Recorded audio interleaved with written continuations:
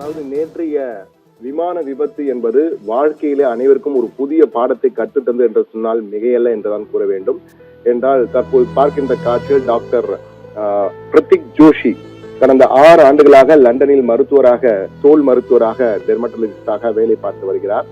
அவருடைய மனைவி doctor Komi Vyas, அவரும் மருத்துவர். அவர் இங்கு இந்தியாவிலே மருத்துவராக பணிபுரிந்திருக்கிறார்.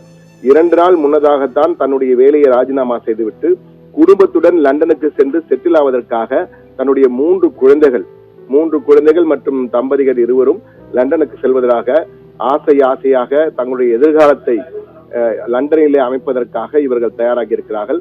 5 பேரும் குடும்பத்திலே விமானத்தில் குஜராத் அகமதாபாத்திலிருந்து புறப்படுவதற்கு முன் செல்ஃபி எடுத்து, தங்களுடைய குடும்ப செல்ஃபியை எடுத்து தங்களுடைய உறவினர்களுக்கு அனுப்பிவிட்டு பாய் பாய் இந்தியா என்று கூறியிருக்கிறார்கள்.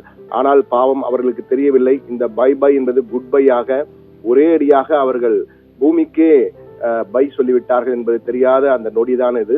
அவர்கள் அந்த மகிழ்ச்சியின் உச்சத்திலே அந்த புகைப்படத்தை எடுத்திருக்க 5 2 ஆண் குழந்தை, ஒரு பெண் குழந்தை மற்றும் 2 தம்பதியர் என 5 அந்த விமானம் கிளம்புவதற்கு முன் எடுத்த லாஸ்ட் குடும்ப செல்ஃபியாக இது அமைந்திருக்கிறது. மனதை உருக்குகின்ற காட்சிகளாக அமைந்திருக்கிறது.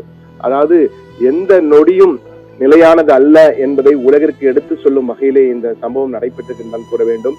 மிகவும் மனதை, இது போன்ற செய்திகளை பார்க்கும்போது மனம் உடைந்து விடுகிறது என்பார்களே, அப்படி ஒரு நிலைதான் ஏற்பட்டிருக்கு என்றுதான் கூற வேண்டும். அதாவது இவர்களுடைய பயணம் ஒரு வழி பயணமாக இருக்கும் என்று யாருமே நினைத்திருக்க மாட்டார்கள். ஒரு சில நொடிகள் தான், அந்த சில நிமிடங்கள் என்று நாம் நேற்றெல்லாம் சொன்னோம். ஆனால் தற்போது கிடைக்கின்ற தகவல்கள் நிமிடங்கள் அல்ல, சில நொடிகள் தான். 30 நொடிகளுக்குள் எல்லாம் முடிந்து விட்டது. விமானம் புறப்பட்ட 30 நொடிகளில் விமானம் பஸ்வமாகிவிட்டது என்பதுதான் தற்போது நமக்கு கிடைத்த தகவல், உறுதியான தகவல். அந்த யாருமே பிழைக்காத அந்த ஒருவர் மட்டுமே பிழைத்திருக்கிறார். ஆனால் இந்த 5 குடும்பத்தை சேர்ந்த 5 பேரும் 2 டாக்டர்கள் மற்றும் எதிர்கால டாக்டர்கள் வரக்கூடிய 3 குழந்தைகள் என 5 பேருமே தற்போது இல்லை. ஆனால் இந்த சம்பவம் மிக முக்கியமான ஒரு படிப்பினையை நம் அனைவருக்கும் கொடுக்கிறது என்பதுதான் தெரிகிறது. வாழ்க்கை என்பது ஒரு கண்ணாடி போல் இருக்கிறது, எந்த நேரத்தும் உடைந்து விடக்கூடிய வாய்ப்பு.